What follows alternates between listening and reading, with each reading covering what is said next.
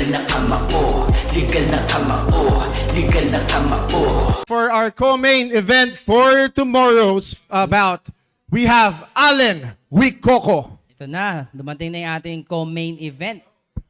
Let's go, Allen Wycoco. Allen Wycoco, 168 pounds. And his opponent, Dondon, Rugbiboy Serrano. Yon, inaabangan to ng madami. Si Rugbiboy. Dondon.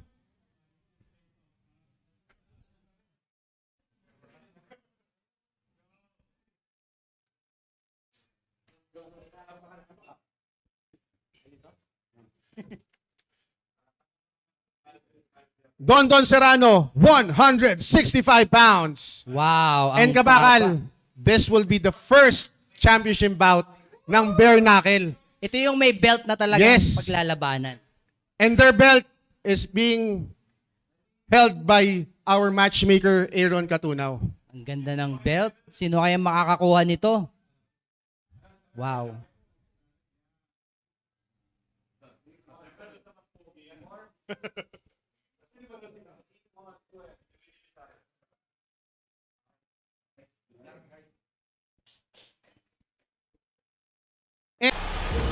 Yo, it's me, Rugbiboy. Team Legal na Kamao and MVP. Alan Wycoco from The Incredible. Two fighters. One opportunity for supremacy. Pag naramdaman mo yung suntok ng papaya ng UFC ha, hindi ka nagigising. For the crown. Maglalaban tayo ng Bernakil, ikalalagyan ka talaga sa akin. Nakikita ko sa mga laban niya na may possibility na talagang mag-gas out siya sa later on rounds. Mas kaming warrior na talagang gusto namin yung bakbakan talaga. Yung laban na to is para to sa pamilya ko. Magiging tatay na kasi ako eh. So, at saka sa mama ko, papa ko, yun. Para sa kanila to eh. Kaya, gusto ko talaga manalo. Gusto ko makuha yung belt na para ma-proud sila sa akin. Ito kasi yung gusto kong ibigay sa lolo ko na nasa kabilang buhay na hindi niya na naabutan ito kasi ito yung gusto niya eh. Ito yung gusto kong ibigay sa kanya na championship. Pero nawala na eh.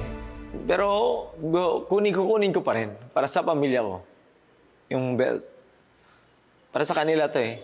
A fighter was once asked what defined him.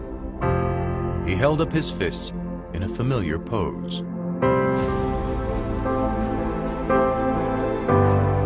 He knew no other way to answer. Far beyond the sport of boxing, identity can be among the most fundamental of struggles. Deciding who you are. Determining how you want to be known. Resolving how you'll be remembered. It's a set of questions these two men are answering in strikingly different ways. Rugbiboy versus Wycoco for the Bare Knuckle Welterweight Championship, June 2nd, live at the DD Nightclub in Quezon City and on pay-per-view.